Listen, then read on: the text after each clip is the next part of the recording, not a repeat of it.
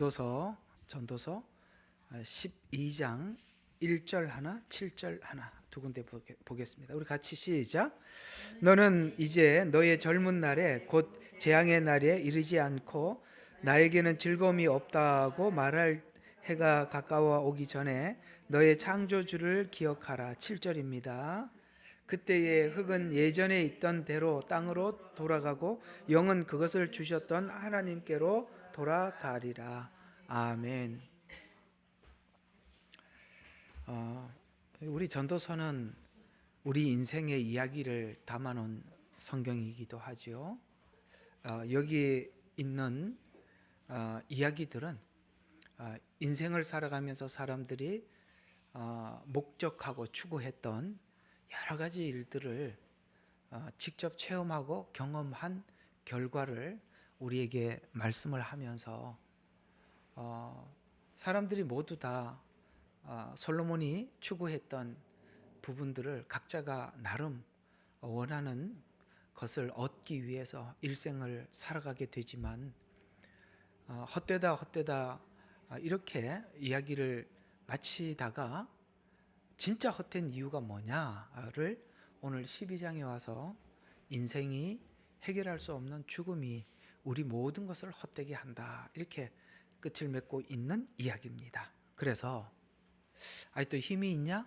아직도 뭔가 추구할 만한, 기대할 만한 것이 있느냐? 근데 1절을 보면 너는 이제 젊은 날에 곧 재앙의 날이 이르지 않고 나에게 즐거움이 없다. 우리는 참 이번 한 주간 참 많은 일들이 있었습니다. 우리 예레미야 눈물교회에 우리 이현욱 형제님이 참 젊은 나이로 하나님께서 불러가셨고, 또 우리 최하자 권사님 오늘 2시 20분이라고 그러더라고요. 아까 제가 연락을 받았습니다.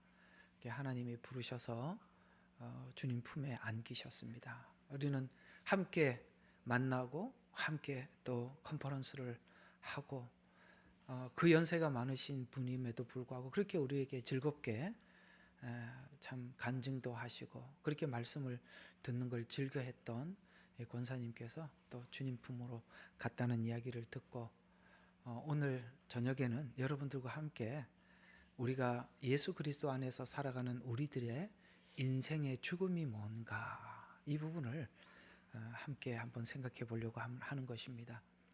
제가 이렇게 한국에 있었더라면 또 이렇게 가서 또 이렇게 말씀도 증언하고 그랬을 텐데 그렇게 하지 못해서 오늘 이렇게라도 우리가 함께 말씀을 나누면서 우리는 하나님께 불러가신 두 분을 생각하면서 남은 우리의 인생도 우리가 과연 어떤 관점에서 우리 인생을 살아야 할지 한번 생각해 보도록 하겠습니다. 즐거움이 없다고 말할 해가 가까워 오기 전에 너는 창조주를 기억해라. 즐거워할, 그건 다른 말로 어떤 기대할 만한 것이 없어지기 전에, 이런 이야기 되겠죠. 이게 카라반 파게 이제 카라반을 끌고 들어가 보면 다들 내가 가장 젊어요. 저보다 젊은 사람을 본 적이 거의 없는 것 같아요. 다 할아버지 할머니들 이제 은퇴하시고 그래도 힘이 남아 있을 때 여기저기 구경 다니시느라고 오셔서 그 카라반 파게 차를 세우고 이렇게 또 이렇게 거기 가면 저기 이렇게 다 모이는 식당 같은 데가 있어요. 거기 모여서 자기들끼리 즐겁게 웃으면서 이야기하는 모습들을 이렇게 캠핑을 가고 또 카라반 파게 갈 때마다 제가 이렇게 보면서 우리 인생에 언젠간 기대할 만한 것이 없을 때가 있겠구나. 나는 이 말이 되게 이해가 안 됐어요. 근데 이해가 되려고 하는 거 보니까 좀 나이가 든 것 같아요. 그게 어떤 이야기냐면은 젊은 애들은 와, 새해가 밝았다, 원래 힘차게 시작을 하자, 이렇게 60평생 하다 보면 이게 60이 넘어가면 그런 생각이 든답니다. 하나님 올해는 시작이 됐습니다만 후딱 지나가게 해주세요. 나는 이 말이 이해가 안 갔어요. 왜 후딱 지나가냐 이거죠. 아니 1년이라는 시간이 남았는데 무슨 후딱 지나가냐. 이게 무슨 말이냐면 오늘 그 말이에요. 즐거움이 없다는 겁니다.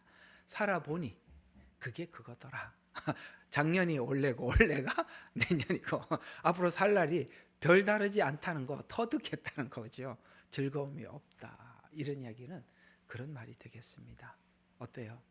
새로움에 대한 기대는 젊었을 때 갖게 되겠죠. 그렇죠? 아직도 미혼일 때 난 어떤 배우자를 만날 것인가. 그다음에 내게 어떤 자녀가 하나님께서 내게 주실 선물로 주실 것인가. 나는 앞으로 진급은 할 수 있는 것인가? 앞으로 내가 좀 더 많은 돈을 벌 수 있는 기회가 있을 것일까? 이런 자꾸 기대감. 살아보니 그게 그거더라는 거죠. 즐거움이 없는 날이 오는데 그게 언제냐? 해, 빛 2절 보면 해나 빛, 달이나 별들이 어두워지지 않을 때, 비 뒤에 구름이 다시 돌아오지 않을 때 그러리라. 이게 무슨 말입니까? 해, 빛, 달, 별들은요 지금까지 하나님 창조한 그대로 그 시간이 되면 뜨고 지고 그랬어요. 맞죠? 정확하게 뜨고 지고 그랬어요. 근데 언젠가 오늘 이제 우리가 여기는 밤을 맞이하고 있잖아요. 그 밤을 맞이하고 있으니까 조금 있으면 우리는 하늘을 쳐다보고 해가 떠 있고 해가 왜 밤에 해가 왜 뜨지요? 별이 떠 있고 달이 떠 있는 건 당연해요. 근데 내일 그걸 못 볼 수 있다는 거예요. 그렇죠? 우리는 하나님은 변함없이 그 시간을 가져다 줍니다. 낮을 밤을, 낮에는 해, 밤에는 달. 계속 반복해서 우리를 보게 하는데 우리는 언젠가 그걸 보지 못할 날이 온다는 것입니다. 하나님이 선언했죠. 먹는 날에는 죽으리라. 그 죽음을 우리 누구도 해결할 길이 없어요. 그래서 언젠간 이런 날이 계속 온답니다. 그날에는 집 지키는 자들이 떨겠고 건장한 남자들이 스스로 굴복할 것이며 그 수가 적어짐으로 맷돌질하는 이 맷돌질은 이가 다 빠진다는 겁니다. 음식을 먹고 이빨로 씹어서 이렇게 먹잖아요. 이게 맷돌질이라. 이게 시가 서다 보니까 재미있게 표현을 한 겁니다. 맷돌질하는 그칠 것이다. 또 창문 밖에 보이는 그들이 어두워지 눈이 어두워진다. 하다 보면 이제 우리 이 얼굴을 보세요. 얼굴을 이렇게 보면 때로는 이제 나이가 들면은 눈이 침침해지고 그다음에 뭐죠? 안 들리고 그래서 나중에는 메뚜기도 짐이 된대. 뭐 한 마리 올라오는 거 이것도 짐 된다는 거예요. 옛날에는 이게 탁 쳐내고 그랬는데 그죠? 올라온 게 왜 올라왔냐 이러고 할 만큼 그런 짐이 되는 날이 온답니다. 그러다 보면 그 일이 계속 지나가다 보면 거리들의 문이 닫히겠고 눈이 감겨진다는 거죠. 맷돌질 소리가 낮아질 것이요. 음식을 먹는 그게 점점 이제 그 뭡니까 아무거나 먹지 못하게 된다는 이런 이야기가 되겠죠. 새소리로 인하여서 일어날 것이며 신경쇠약증. 작은 소리에도 발딱 일어나게 되더라.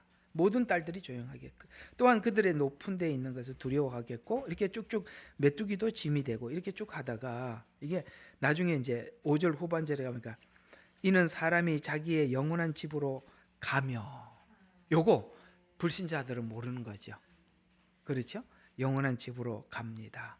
이게 무슨 이야기입니까? 오늘 지금 전도서가 하고 싶은 이야기가 뭐냐면 우리가 몸을 지니고 있는 한 한정된 시간 안에 살아갈 수밖에 없다는 겁니다. 우리는 사실 태어났다는 것은 시간 여행의 시작입니다. 시간은 언젠가 멈춰져요.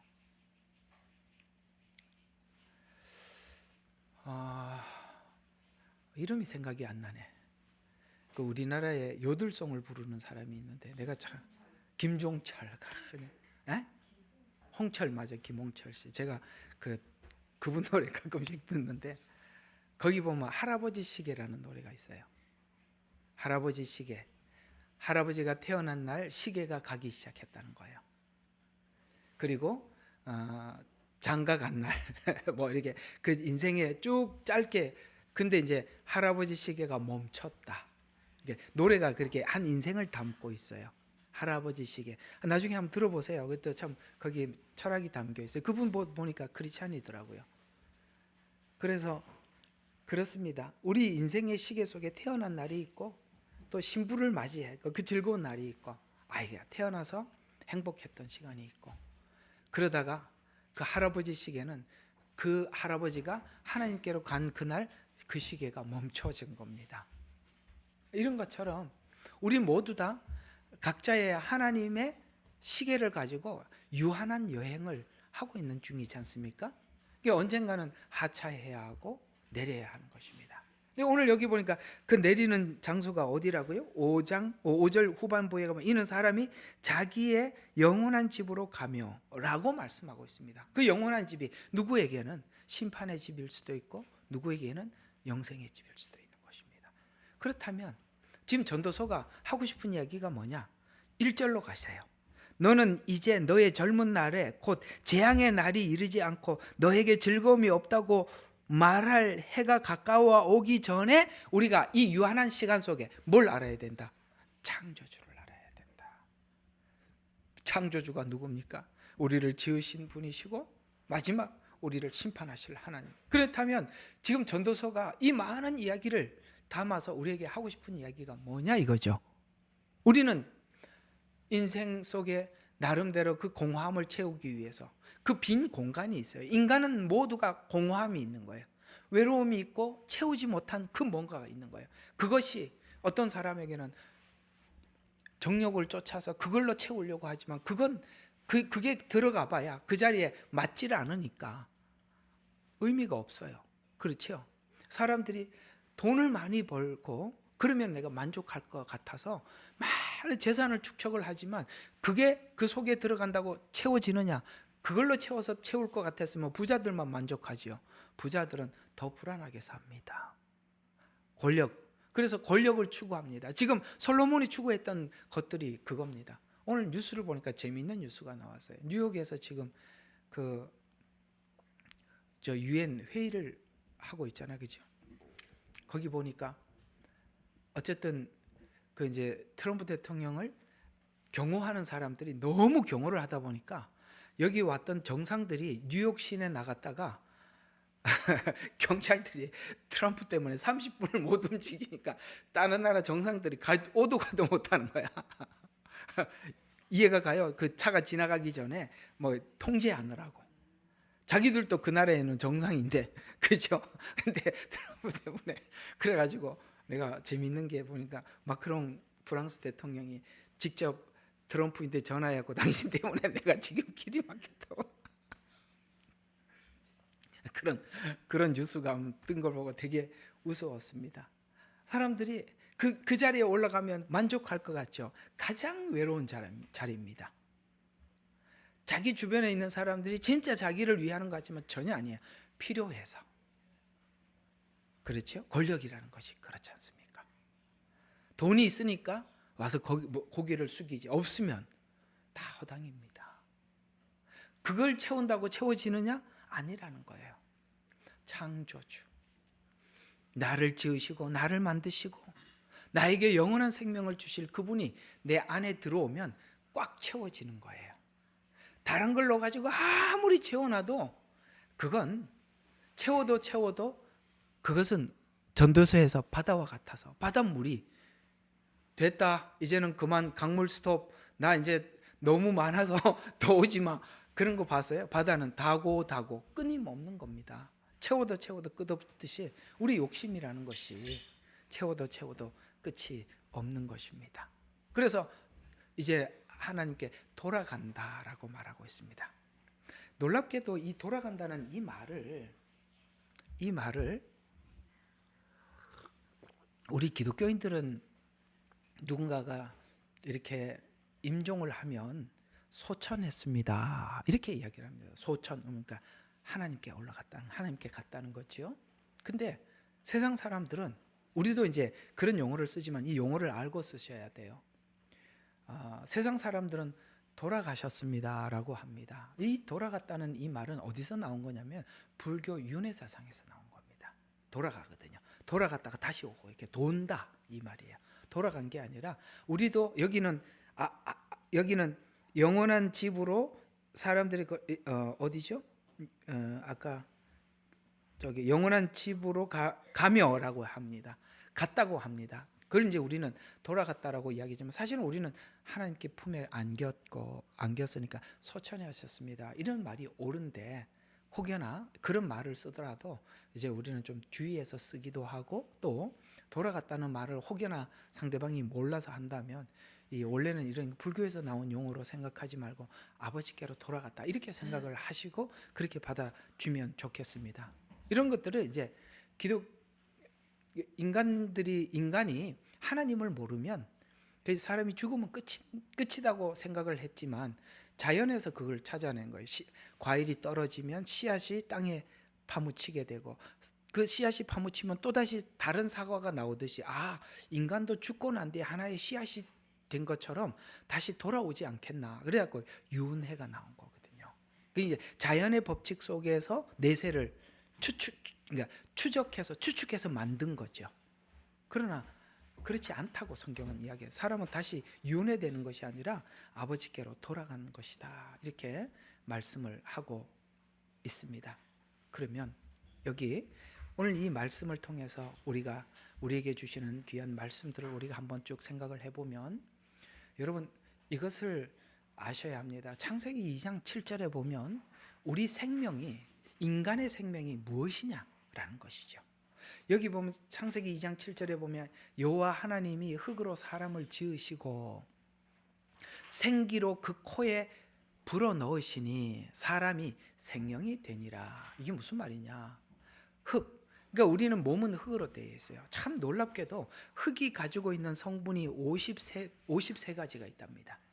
보면은 화학 성분들을 이렇게 추적을 해보니까 53가지인데 놀랍게도 인간의 몸에 성분이 53가지가 똑같더라는 거예요. 그래서 과학자들이 너무 놀랐어요.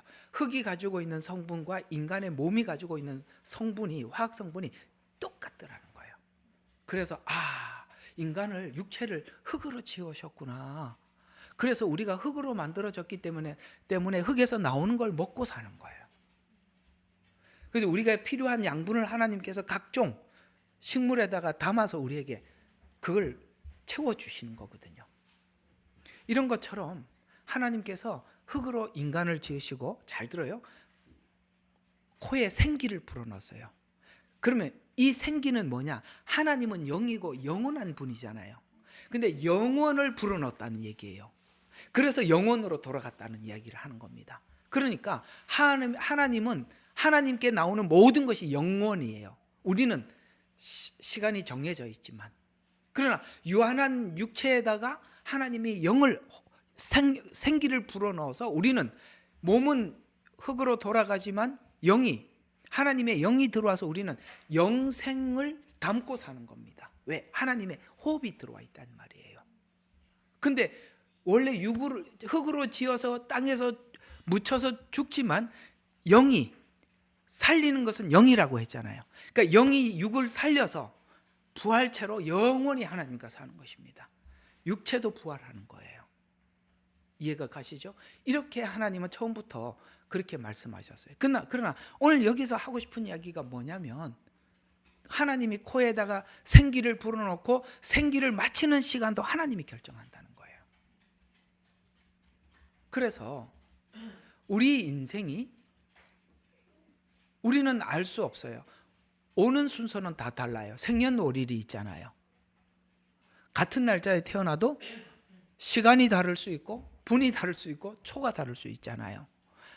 그래서 이 땅에 오는 거는 순서가 딱 다 출생년월일이 정확한데 근데 온 순서대로 가느냐? 그거는 아니라는 거죠. 왜냐하면 하나님께서 코에다 생기를 불어넣으셨고 그 생기를 멈추는 결정과 시간도 하나님이 하시는 것이니까. 그래서 우리는 지금 성도들의 죽음은 뭐냐? 하나님이 보실 때는 그냥 어떤 연장일 뿐인 거예요. 그러니까 이어지는 거예요. 끊어지는 게 아니에요. 그러나 하나님을 모르면 이 죽음이 끊어지는 걸로 이해하는 거예요. 그렇죠?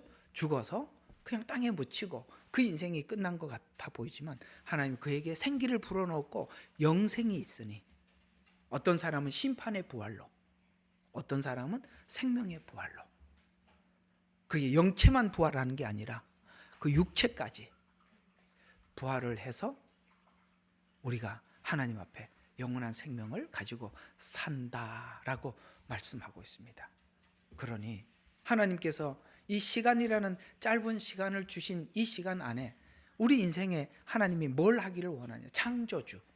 그저 하나님이 나를 창조하셨다라는 것을 훨씬 넘어서서 그 창조하신 하나님은 섭리하시고 그 다음에 마지막 죄와 의에 대해서 심판하시는 하나님이라는 것을 아느냐, 주님을 만나느냐 만나지 못하느냐, 주님을 아느냐 모르느냐가 한정된 우리 인생 속에 가장 중요한 숙제다. 죽기 전에 창조주 하나님을 기억해라, 이렇게 말씀하고 있는 것입니다. 이런 말이 있어요. 우리가 오늘 살아가고 있는 이 하루, 오늘 이 날은 어제 하나님께 간 많은 사람들이 그토록 그 생명을 연장해달라고 그토록 애타게 구했던 그 다음 날을, 그날을 우리는 지금 살고 있는 거죠. 어제 죽은 사람들은 이 오늘 여러분과 제가 살고 있는 이 시간을 연장시켜 보려고 애를 썼던, 그는 그 시간을 얻지 못했지만 우리는 그 시간을 얻고 사는 거죠. 인생에서 가장 소중한 게 뭡니까? 정말 이 짧은 인생 속에 주님을 만나느냐 만나지 못하느냐, 그분을 아느냐 모르느냐. 뭘 가지고 무슨 세상의 영웅이 되어도 우리가 주님을 모르면 아무것도 아닌 것입니다.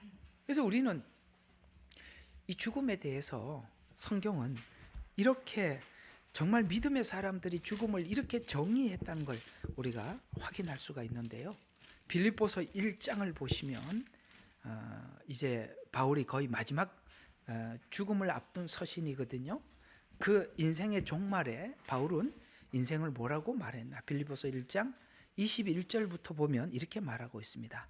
이는 내게 사는 것이 그리스도니 죽는 것도 유익함이라.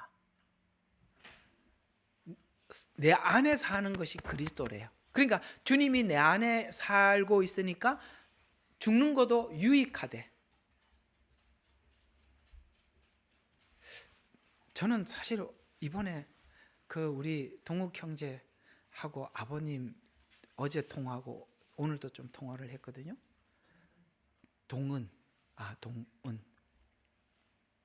형제가 이렇게 전화 와서 그러더라고요. 우리 권사님이 이제 거의 뭐 이렇게 의사들이 준비를 하라 이런 말을 듣고 아버님이 옆에 서서 그러더래요. 여보, 먼저 가서 기다려. 나도 열심히 신앙생활 하다가 당신 곁에 갈게. 그리고 함께 나와서 하나님께 찬양을 불렀다는 거예요. 그리고 아버님이 그러더라고요. 이제 아내가 이렇게 됐으니까 내가 동훈이하고 같이 가서 살기로 했어요. 그리고요, 부탁이 있어요. 우리 동훈이 장가 좀 보내주세요.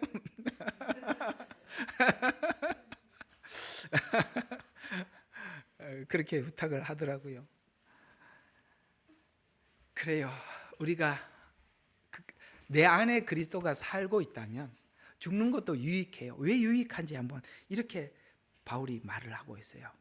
22절, 그러나 만일 내가 육신으로 산다면 이것이 내 수고의 열매니 무엇을 선택해야 할지 나는 알지 못하느라. 내가 지금 숨쉬고 살고 있는 것이 내 수고의 열매다. 그래서 무엇을 뒤에 보면 이게 무슨 말인지 알게 돼요. 23절, 내가 그 둘 사이에 끼어 있으니, 이게 둘은 뭐죠? 삶과 죽음 사이에 끼어 있다는 거예요.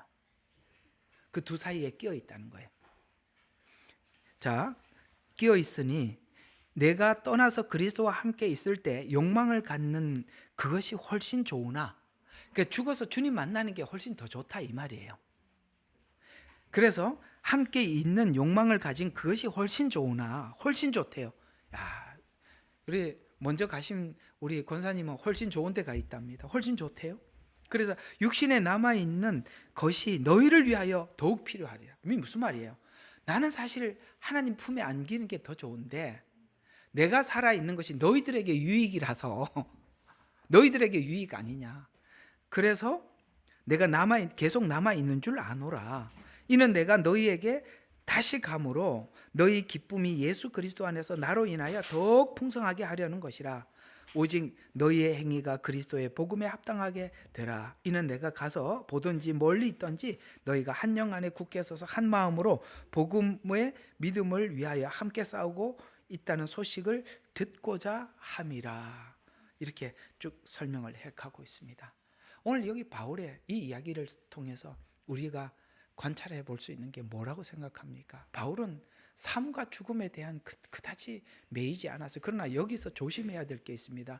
우리가 이런 바울이 하나님 앞에 무슨 일을 하고 있는지 알고 이 말을 해야 돼. 그냥 아무 생각 없이 아이고 야 사나 죽으나 똑같다니까 하나님 그냥 저 데리고 가세요 이러면서 그거는 그거하고 전혀 다른 겁니다. 그런 이상한 생각하면 안 돼요. 뭐 마이크를 안 켜놨으니 알 수가 있나? 어쨌든 알았죠? 그 괜히 아무것도 안 하고 나는 왜 이렇게 사는 게 우울하냐? 그 얘기하고 달라요. 저 그런 데 쓰지 말라는 겁니다. 바울이 지금 얼마나 열정적으로 복음을 전하는지 알고 있지요? 그래서 사실 그는 이 죽음에 대해서 두려워하지 않았어요. 왜냐하면 그리스도께서 내 안에 계시거든요. 그러니까 그리스도께서 계시니까 내가 살아있을 때는 그리스도의 복음을 전하고 영광을 위해서 살고 그 다음에 그리스도 안에서 죽으면 또 그리스도와 함께 주님 계신 곳에 함께 나는 사실 거기 가서 쉬는 게 훨씬 좋으나 그러나 내가 살아있다는 것이 너희에게 유익하니 그래서 나는 사나 죽으나 주의 것이로다. 이런 말들이 그래서 나온 거예요.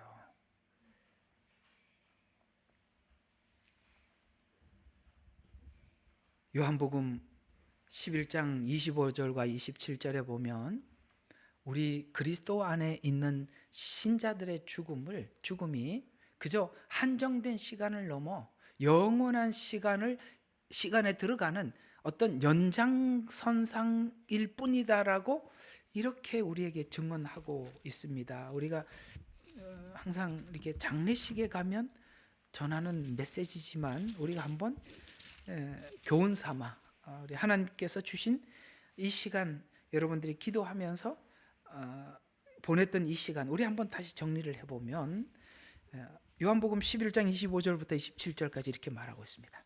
예수께서 그녀에게 말씀하시기를 나는 부활이요 생명이니 나를 믿는 자는 죽어도 살 것이며 살아서 믿는 자는 누구나 영원히 살아서 이건 휴거된 자를 이야기하는 겁니다. 그러니까 나를 죽어도 살 것이 살아서 나를 믿는 자는 누구나 영원히 죽지 아니하리라. 내가 이것을 믿느냐라고 물었습니다. 이건 어떤 사건이었죠? 이게 나사로 죽음 사건이었죠. 그때 나사로를 살리고 실제 죽은 자가 살아나는 것을 보여주시면서 훗날 예수님도 죽은 자 가운데서 살아날 겁니다. 그것이 나사로에게 우리 인간에게 있을 것이며 인간에게 있을 수밖에 없는 이유가 뭐냐면 예수님이 죽었다 살아난 사건이 우리에게 있을 것이다 라고 교훈 삼아 우리에게 하시는 말씀이죠. 그래서 27절에 보면 그녀가 주께 말씀드리고 여기서 말하는 그녀는 마리아입니다. 마르다와 마리아 이야기 아시죠? 마리아예요. 그래서 그녀가 주께 말씀드리기 예 주여 나는 주께서 세상에 오실 그리스도 곧 하나님의 아들이심을 믿나이다. 그리스도가 뭐죠? 나를 죽음에서 건지실 영원한 생명을 주신 곧 나의 메시아임을 내가 믿습니다 라고 신앙 고백을 합니다. 근데 실제 예수님께서 십자가에 죽으셨어요. 그리고 나는 부활이고 생명이라고 말씀하셨고 예수님은 죽고 살아날 거라고 말을 했어요. 근데 놀랍게도 그토록 예수님을 따라다녔던 제자들은 그 말을 믿지 않았어요. 아무도 예수님께서 살아날 것이라는 말을 믿지 않았기 때문에 만약에 여러분 한번 생각해 봐요. 예수님께서 내가 죽고 3일 만에 다시 살아날 것이다라는 말을 제자들이 귀담아 들었더라면, 내가 만약에 제가 그때 그 당시 제자라면 내 마음에 한 번쯤 가볼 것 같아. 안 그래? 살아생전에 그런 말씀하셨잖아요. 야, 정말 살아나셨다 그러는데 살아났을까? 하고 가봤을 텐데 제자들은 아무도 안 오고, 실제 나사로가 살아난 걸 보았던, 그리고 이 말을 현장 살아난 나사로를 보고 예수님이 했던 말을 들었던, 믿었던 마리아는 찾아갔어요. 진짜로. 그게 이 마리아가 20장에 다시 등장합니다. 20장 11절부터 한번 보세요. 요한복음 20장 11절. 이 말을 들었던 마리아는, 제자들은 예수님이 죽으셨던 무덤에 오지는 않았지만 이 여인은 왔습니다. 그래서 그러나 마리아 11절, 그러나 마리아는 무덤 밖에서 울고 섰더라. 그녀가 울다가 몸을 굽으려 무덤 안을 들여다보니, 저는 성경을 읽을 때 이 지점에 와서 머리가 쭉 섰습니다. 처음 예수 믿을 때. 막 그리고 감격이 막 그냥 어떻게 할 수가 없었어요. 그 마리아를 생각해 보니까, 보세요 한번, 얼마나 기가 막히는 이야기인지 봐요. 마리아가 무덤 밖에서 울고 섰더라. 그녀가 울다가 몸을 굽으려 무덤 안을 들여다보니 흰 옷 입은 두 천사가 앉아 있는 것을 본지라. 예수의 시체가 놓여 있던 곳에 하나는 머리 쪽에 하나는 발 쪽에 앉아 있더라. 상상이 가지요. 머리 쪽에 발 쪽에 두 천사가 앉아 있더라. 천사들이 그녀에게 말하기를 여인아 어찌하여 내가 울고 있느냐 하니, 그녀가 그들에게 말하기를 사람이 내 주를 가져다가 어디로 모셔 두셨는지 모르기 때문이니이다 라고 하더라. 그녀가 이 말을 한 후에 뒤를 뒤돌아보니 예수께서 서신 것을 보아도 그분이 예수인 줄 알지 못하더라. 예수께서 그녀에게 말하기를 여인아 어찌하여 내가 울고 있느냐. 그렇습니다. 인간은 죽음 앞에 눈물을 흘릴 수밖에 없지만 여기서 반전이 있잖아요. 예수님의 부활이 우리 인생의 전부의 반전이거든요.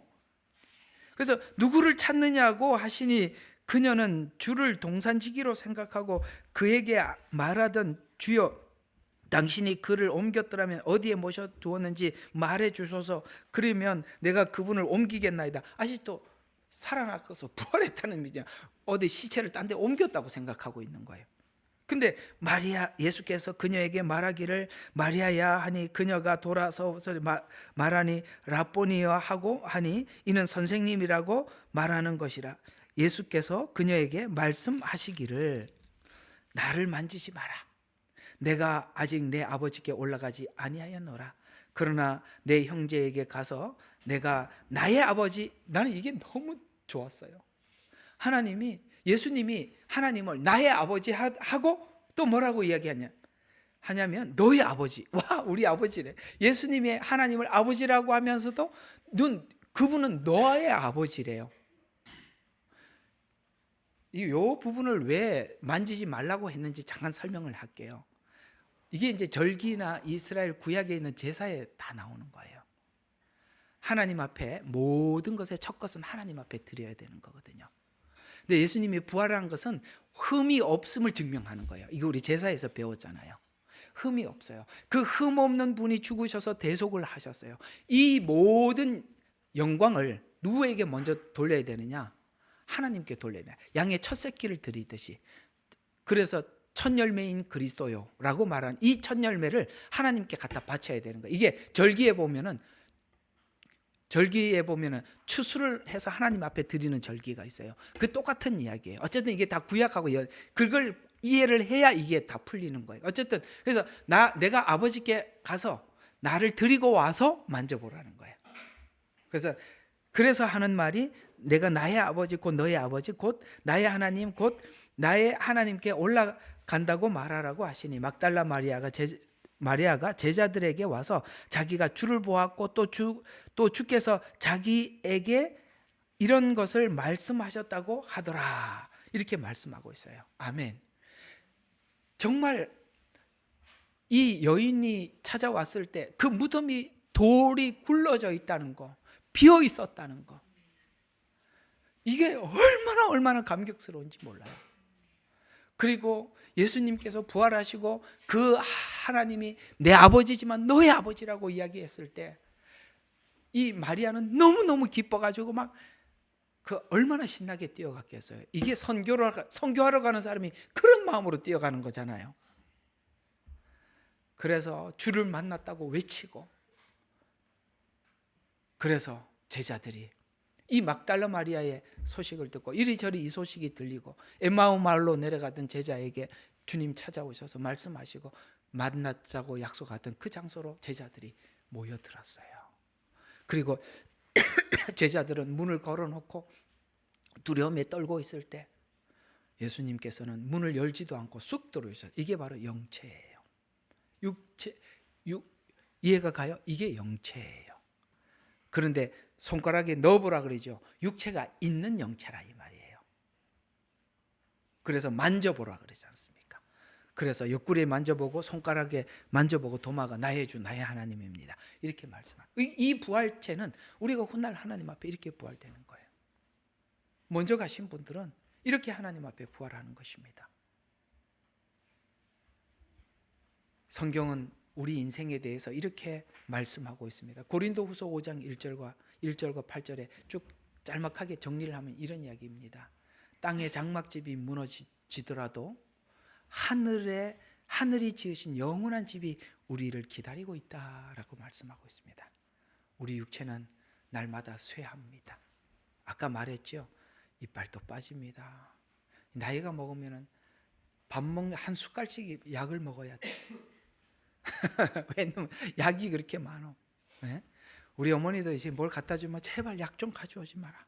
내가 하루 종일 약 먹는 게 일이다. 참 약으로 사는 것 같아. 그래요. 우리 인생이라는 것이 세월이 지나면 이 육체는 어쩔 수 없는 거예요. 그러나 장막집이 서서히 무너지면 손으로 짓지 않는 영원한 집이 기다리고 있고 그 집으로 들어가게 되는 것이 우리 인생입니다. 우리는 이걸 다 받아들이고 살고 있지 않습니까? 그러니 여러분에게 주어진 이 인생의 시간들을 낭비하지 마시고 그렇게 좀 뭐라고 이렇게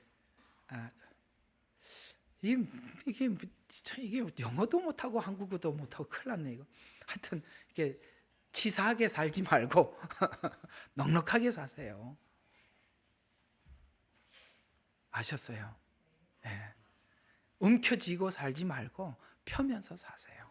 성경이 그렇게 말해요. 아까 누가 오병이어 누가 이야기했나요?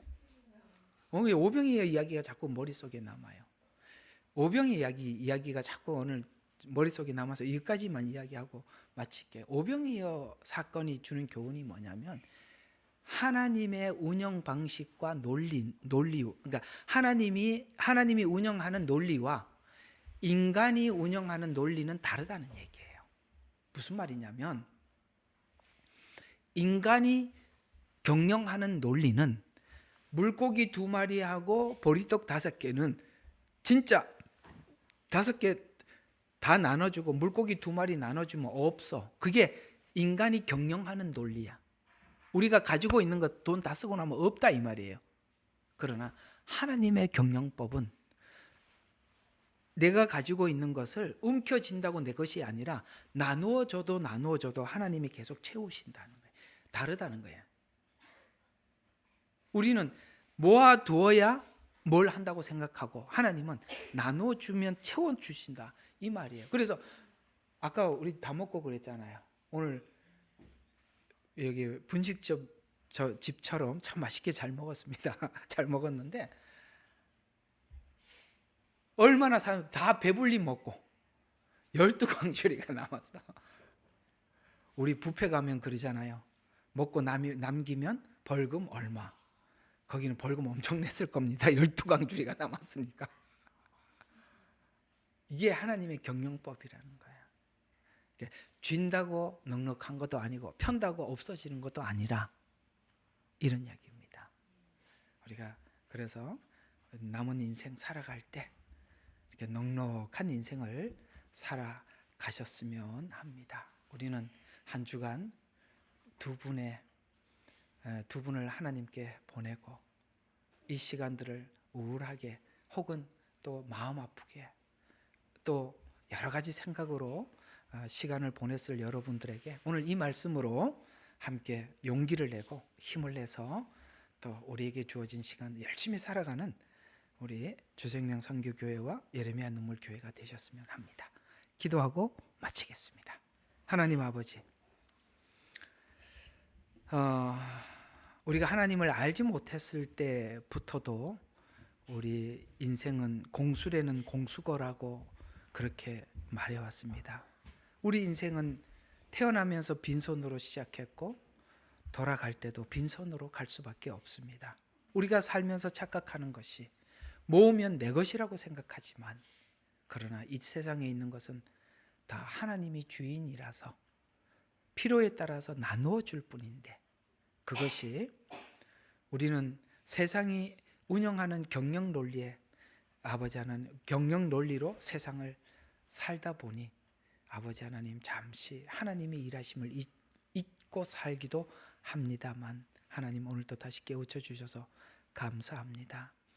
오늘 하나님께서 부르신 귀한 하나님의 자녀들을 받아주시고 또 우리 모두가 순서는 다르지만 우리 하나님 앞에 갈 터인데 언젠가 우리의 삶에 아버지 하나님 낙이 없어지고 우리가 어느 것도 할 수 없는 그 날이 올 수 있습니다. 그러기에 일할 수 있을 때 일하게 해주시고 열심을 내어 충성할 수 있는 그런 시간들이 되도록 축복하여 주시옵소서. 먼저 보낸 가족들을 위로하여 주시옵고 하나님 저들에게도 각자의 인생을 성실하게 살아낼 수 있는 은혜를 베풀어 주시옵소서. 예수님 이름으로 기도합니다. 아멘.